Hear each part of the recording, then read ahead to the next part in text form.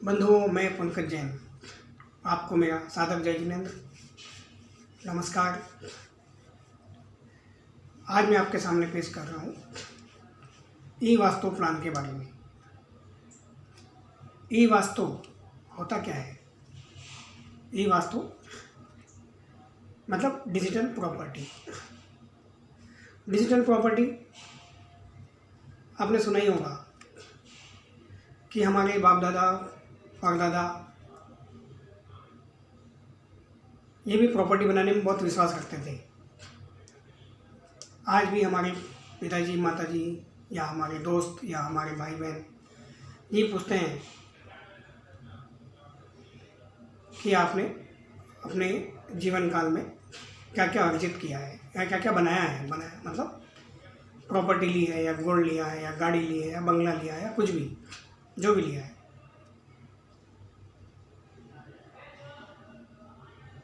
इन सब चीज़ों को बनाने के लिए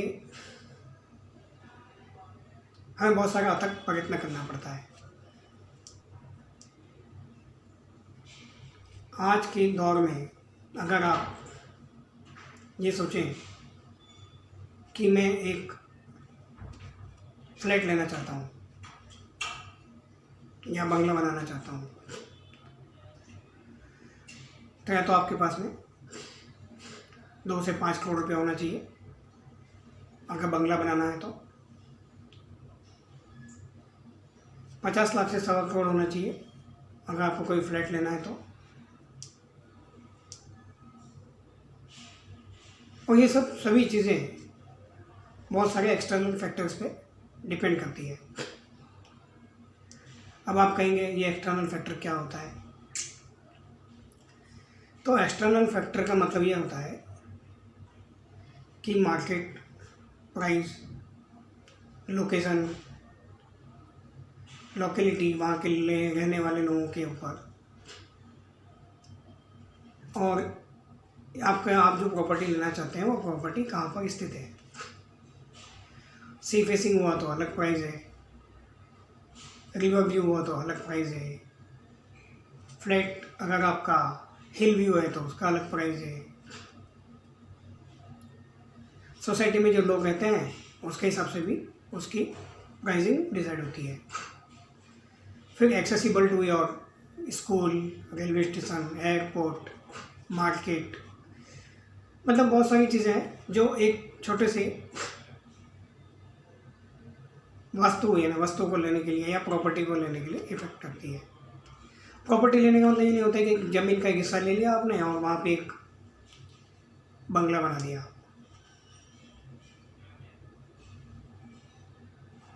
तो जैसे हमारे बाप दादा ज़मीन ले लेते थे, गोल्ड रखते थे, ये सब चीज़ें बना के रखते थे ताकि उनकी जब मुश्किलों का समय आए तो ये सब चीज़ें उनको काम आए।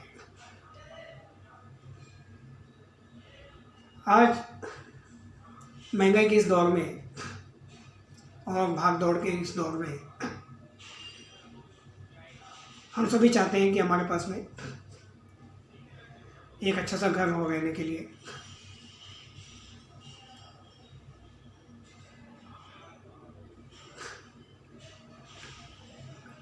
इसी प्रकार एक ऐसी वस्तु भी मार्केट में आई है जिसे मैं डिजिटल प्रॉपर्टी का नाम देता हूँ। आप इसको ई वास्तु भी कह सकते हैं। चलिए एक एग्जांपल लेते हैं। अगर आप बोरीवली, मलाड, कांदिवली, दहिसर, अंधेरी ऐसे किसी क्षेत्र में रहते हैं और आपके आसपास एक नवनिर्माण हो रहा है और वहाँ का भूमि पूजन के लिए आपको बुलाया जाता है, आप भूमि पूजन में जाते हैं। वहाँ का जो बिल्डर है वो आपको अपना प्लान बताता है कि साहब ये 40 स्टोरी का मतलब 40 माले की बिल्डिंग है, इसमें नॉर्थ फेसिंग फ्लैट्स है, आपको चारों तरफ पूरा ओपन व्यू मिलेगा और इसका भाव 1,75,00,000 रुपया है। आप भी सोचेंगे 1,75,00,000, ठीक है। मैं कहूँ आपके पास 1,75,00,000 रुपया भी है तो बोलिए हाँ, और नहीं है तो फिर आप क्या करेंगे? नहीं है तो आप बाज़ार से, अपने मित्रों से, या फिर आपके जो व्यापार हैं उस पर से आप पैसा निकालेंगे।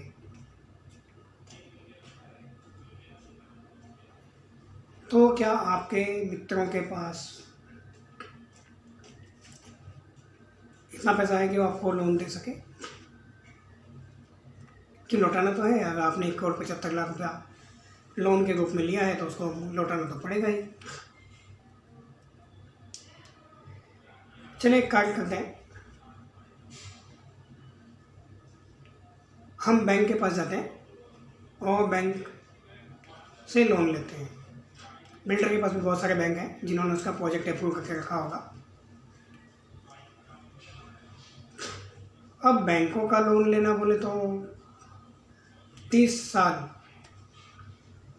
तक आपको रीपेमेंट करना है।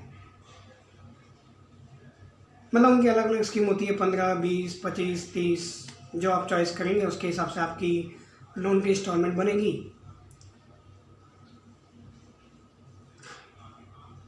ठीक है, आपने डिसाइड कर लिया कि चलो फलाना फलाना बैंक से आपको लोन लेना है, आपने अपने इनकम डॉक्यूमेंट, मैं ये बात है ना, मतलब उन लोगों से कह रहा हूँ जिनकी इनकम उस लोन को लेने के लिए कैपेबल है।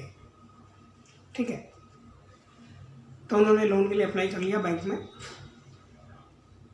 बैंक वाले ने सारे लीगल चार्जेस वार्जेस सब लगा दिए और लोन की प्रोसेसिंग फी लेकर लोन को अप्रूव कर दिया। अब ये लोन सेंक्शन होता है 90% of the property agreement value, not the property value, है ना। अब अगर प्रॉपर्टी वैल्यू 100% बता रहा है तो ठीक है, कोई बिल्डर 80% बताते हैं, तो आपने प्रॉपर्टी के लिए आपको 1,75,00,000 में से सपोज 100% बताया है तो 90% बैंक आपको फाइनेंस करेगी और 10% आपको अपने जेब से पे करना है। और ये 10% हो गया 1,75,00,000 का 17,50,000 रुपये। ठीक है, ये 17,50,000 साइड में रखिए जो आपको पे करना ही है। फिर आपने स्टैम्प ड्यूटी का रजिस्ट्रेशन करना है। अब स्टैम्प ड्यूटी रजिस्ट्रेशन 3% से लेके 6% तक है, तो 3% 17 लाख का, 17.5 लाख का, नहीं सॉरी 1,75,00,000 का, मतलब आप सोच रहे होंगे 17.5 लाख का क्यों बोल रहे हैं ना। 1,75,00,000 का 3% होता है 17,51, 5,10,000, मतलब मोटा मोटी 6 लाख रुपया पकड़ लीजिए। और अगर 6% है तो 11 लाख रुपये आप स्टैम्प ड्यूटी रजिस्ट्रेशन के साइड में लिखिए। पहले आपने 17.5 लाख रखा, अब ये 12 लाख रुपये, मतलब 11.5 लाख रुपये हो गए, तो ये हो गया आपके 30 लाख रुपये रेडी। इसके बाद में बिल्डर बोलेगा सोसाइटी की फीस भी आपको देनी है। अब इतनी अच्छी सोसाइटी है तो उसकी फीस भी तो अच्छी होगी, करीब करीब 2% ऑफ योर प्रॉपर्टी वैल्यू। ये होगी 17×2=34, 3.5 लाख रुपये आपको सोसाइटी की फीस भरनी है।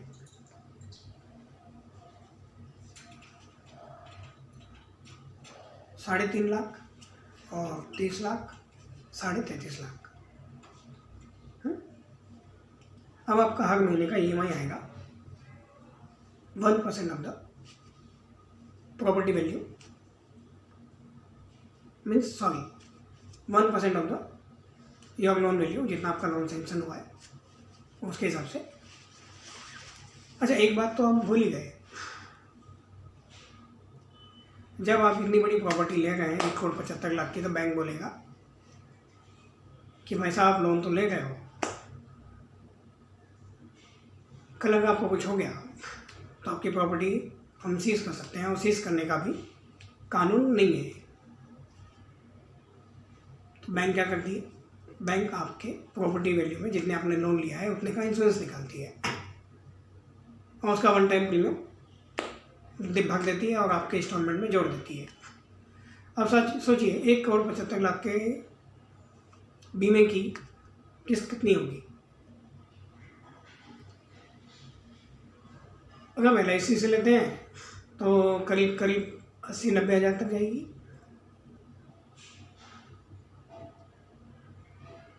तो वो 80-90 हज़ार भी वो 1,75,00,000 आपकी जो लोन वैल्यू है उसमें जुड़ जाएगा। तो आपकी जो EMI बन गई वो करीब कोई 18 लाख, 1%, 1,80,000 रुपया हर महीने बन गई फॉर द नेक्स्ट 30 ईयर्स। ये 30 ईयर्स की EMI है, ठीक है। अब हमने फ्लैट तो ले लिया भाई साहब, मेंटेनेंस भी लगेगा। मेंटेनेंस इतनी अच्छी प्रॉपर्टी है तो करीब 15 से 20 हज़ार रुपया आपका मेंटेनेंस बन गया।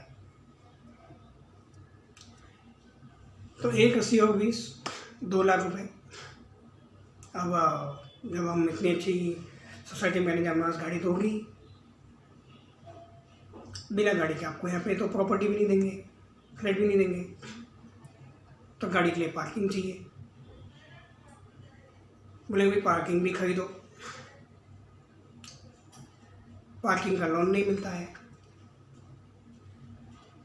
पार्किंग की कॉस्ट होगी 7 लाख रुपया या 8 लाख रुपया, कुछ होता नहीं है। सिर्फ स्क्वायर आपको एरिया दिया जाता है, उसके अंदर आपको आपकी गाड़ी पार्क करनी है, उसका भी अलग मेंटेनेंस है। तो 30 लाख, 37 लाख, 2 लाख रुपया आपका loan processing fee 1%, 39 lakh, 40 lakh रुपए आप खर्च करेंगे तब जाके कहीं आपको 1,75,00,000 की प्रॉपर्टी आपके हाथ में आपके नाम पे होगी। अभी मैंने शायद बहुत सारी चीज़ें पकड़ी नहीं है, जैसे कि अगर ब्रोकर है तो ब्रोकरेज हो गया, है ना, फिर प्रॉपर्टी टैक्स, वेल्थ टैक्स जो भी है गवर्नमेंट का, और भी जो रूल्स है हर ईयर वो भी लगता है, म्यूनसिपालिटी टैक्स। तो मोटा मोटी 40 लाख रुपया आपके हाथ में होना चाहिए, तब कहीं जाके आपको 1,75,00,000 की जो प्रॉपर्टी है वो आपके नाम पे होगी, लेकिन हाइपोथेकेटेड बाय द बैंक, क्योंकि still you are not a owner of the property, ठीक है। You don't have a right to sell, मतलब उसको बेच नहीं सकते, आपको जरूरत पड़ गई तो।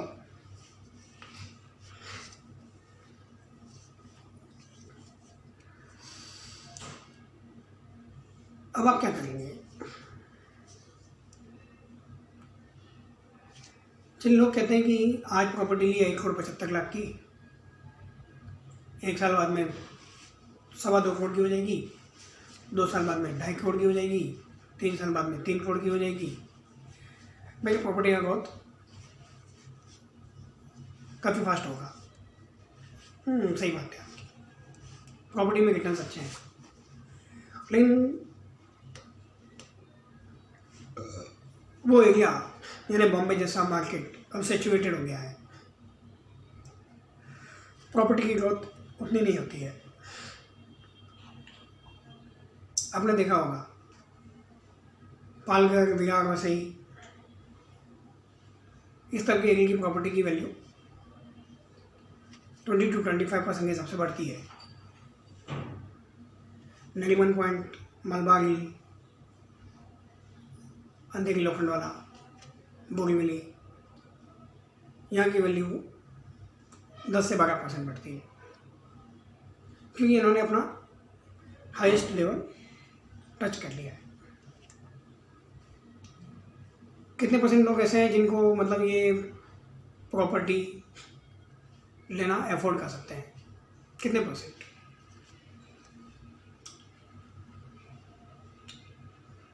10% ऑफ द पॉपुलेशन जो 2 करोड़ का फ्लैट ले सकती है। सपोज अगर आपने फ्लैट ले लिया और 3-4 साल बाद में आपको पैसे की जरूरत पड़ गई, मार्केट को आपको मालूम ही है कैसा है, तो आप क्या करेंगे? पूरा फ्लैट आपको बेचना पड़ेगा। ऐसा हो सकता है कि उसमें से आपने किचन बेच दिया, हॉल बेच दिया या बेडरूम बेच दिया, बाकी का आपने रख लिया। ऐसा नहीं होता है।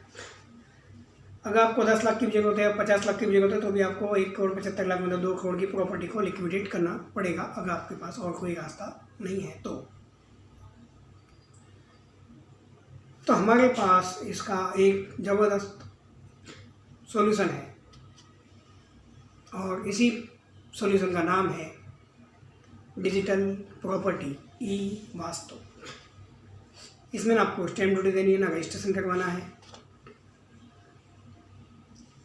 ना आपको क्या कहते हैं डाउन पेमेंट करना है, ना आपको ब्रोकरेज देनी है, ना वेल्थ टैक्स ना प्रॉपर्टी टैक्स का झंझट है। और जब चाहे उसमें का एक पार्ट आप हिस्सा बेच सकते हैं, उस पर लोन ले सकते हैं, कुछ भी कर सकते हैं। और आपका जो अगर कोई प्रॉब्लम आती है तो उसको आप सॉल्व कर सकते हैं। दोस्तों, ये डिजिटल प्रॉपर्टी रहने के लिए नहीं है, आपके जीवन को मेंटेन करने के लिए है।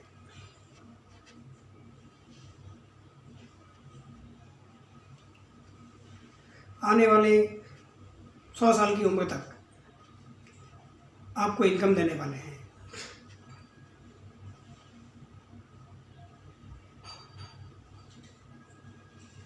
आपका धंधा बंद हो गया या जॉब छूट गई, आपको अचानक में पैसे की ज़रूरत पड़ गई, तो इसमें से आप लोन के द्वारा पैसा भी उठा सकते हैं। मॉर्गेज की हुई प्रॉपर्टी को आप मॉर्गेज नहीं कर सकते हैं, लेकिन इसको आप LIC को ही मॉर्गेज करके, किसी भी फाइनेंशियल इंस्टीट्यूशन को मॉर्गेज करके आप इस पर लोन ले सकते हैं। तो क्या आप इस प्लान के बारे में, इस डिजिटल प्रॉपर्टी के बारे में जानना चाहते हैं?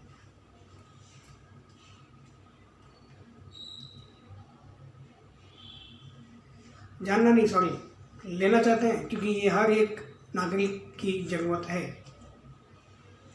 जिसकी कैपेसिटी 25 लाख की है वो 25 लाख की प्रॉपर्टी ले सकता है, जिसकी 50 लाख की है 50 लाख की ले सकता है, जिसकी 1 करोड़ की 1 करोड़ की ले सकता है, और जिसकी 5 करोड़ की हो 5 करोड़ की ले सकता है। उसको सिर्फ और सिर्फ हर महीने एक लिक्विडेटेड मंथली इंस्टॉलमेंट देना है।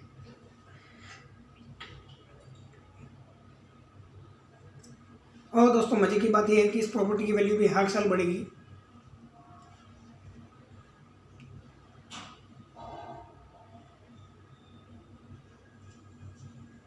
इस प्रॉपर्टी पे मिलने वाली इनकम गारंटेड रहेगी, ना एक पैसा कम ना एक पैसा ज़्यादा। और जब चाहे तब आप बेच सकते हो।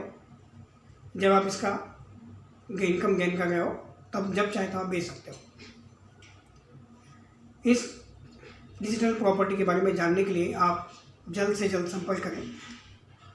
मेरा नाम मैं अंत में बता रहा हूँ, प्रोग्राम के पहले में नहीं बताया। मेरा नाम पंकज जैन, मेरा नंबर है 7303161120। दूसरा नंबर है 9004681149। जैसे ही आप वीडियो देखें तुरंत संपर्क करें, मैं आपकी सेवा में हाजिर हो जाऊंगा। धन्यवाद।